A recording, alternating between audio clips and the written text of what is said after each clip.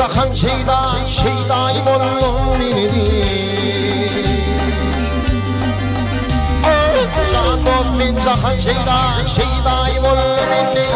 Cahan içine bir vakana güryanı buldum beni. Ne fikir kaldı ne de hoş divane buldum beni. Kaygı bilen kammat bir pervane buldum beni.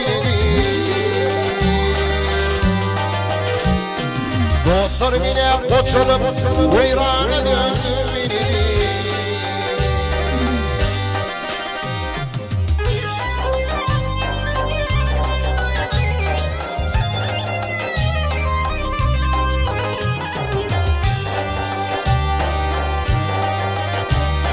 Doktor benim deyin, cahanlı kuyun kimdir? Perişan kanı görür, ağlamı damağımıdır. Tam çekmeyen adamı, dinlenmekte adamları bilmez diline lan oldu, maymuş bana kim demedir. Yıkılıp bugün çakırıp uyrana döndüm beni.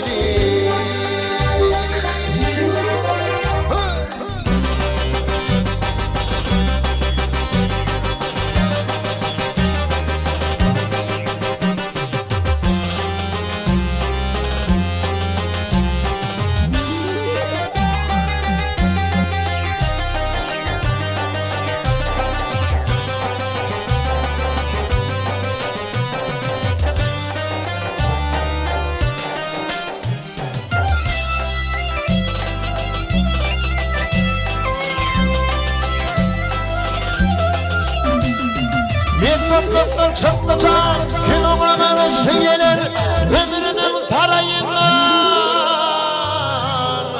günde bir kirpiç kalan. Gördüm ki bakı yolda günde kerven çekilir. Benim şu arabamın şu kervene de kalır. Parmağım yaranlar rovana oldu beni, rovana oldu beni.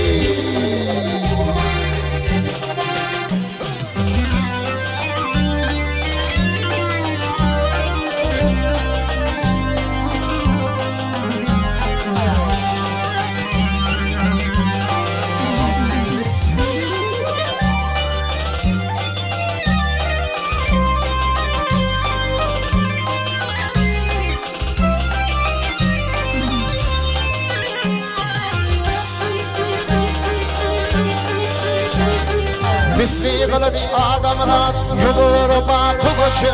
Kim anam bu dünyada belatı tarıkı geçer. Betterhana bil bağla baş koydum mu bir göçü.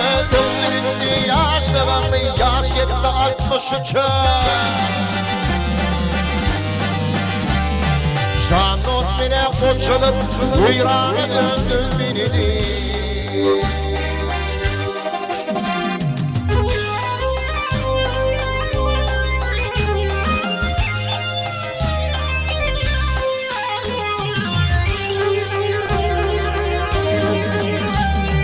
Gördüm ki bakı yolda